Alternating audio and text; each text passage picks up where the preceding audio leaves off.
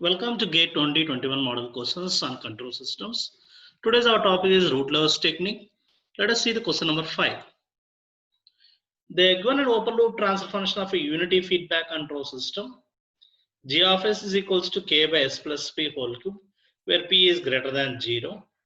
The value of k for the damping ratio to be 0.5 corresponding to the dominant closed loop complex conjugate pair is. These are the options given: p power 4, p cube, p square and p. Let us go to the solution. Whatever the open loop transfer function they are given here is g of s is equals to k by s plus p whole cube, where p is greater than 0. Let us draw the root locus diagram. There are three poles lying at minus p.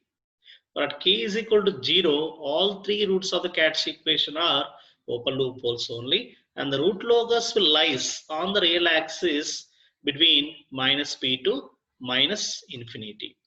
Let us take that region.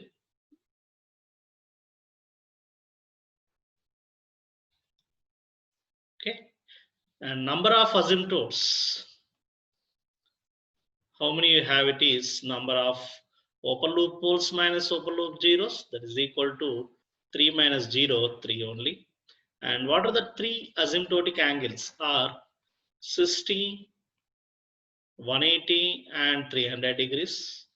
All these three asymptotic angles you have to draw from the centroid. What is the centroid? Is sum of open loop poles, which is minus p, minus p, minus p is minus 3p. There are no finite open loop zeros, divided by number of open loop poles minus open loop zeros is 3. Then centroid is minus p.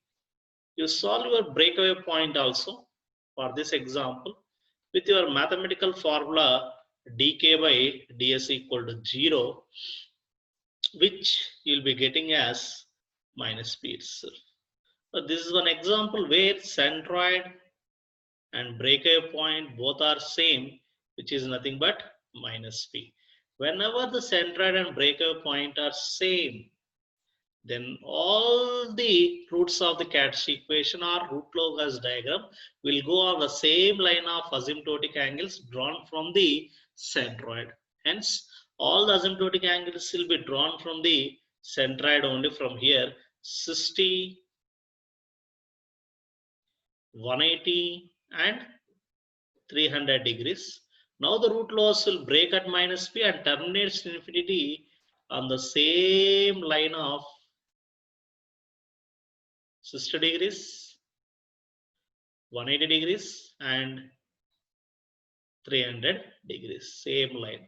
There will be no dotted line, it is a straight line plot, it is not a curve. 60, 180, 300 as k tends to infinity. So this is the root locus diagram of your given system. Now the question is, what is the required gain to meet the damping ratio as 0.5 for the dominant complex conjugate poles?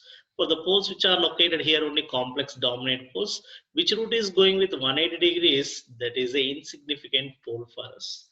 Now for the damping ratio to be 0.5, what is the required angle? Theta is, damping ratio is cos theta. From there, theta is cos inverse of 0.5, 60 degrees only.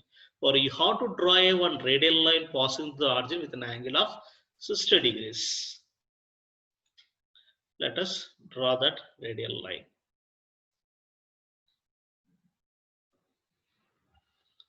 Draw the radial line passing the origin with an angle of 60 degrees. Whenever you draw like this, on this line, if you select any pole, what will be the damping ratio is cos 60, which is nothing but 0.5. Like this. So this complex conjugate poles definitely meets what damping ratio is 0.5. Or what is the gain required to meet these poles? Is already we know asymptotic angles are what? 60, 180, 300 degrees. So this angle is, already we know that here the angle is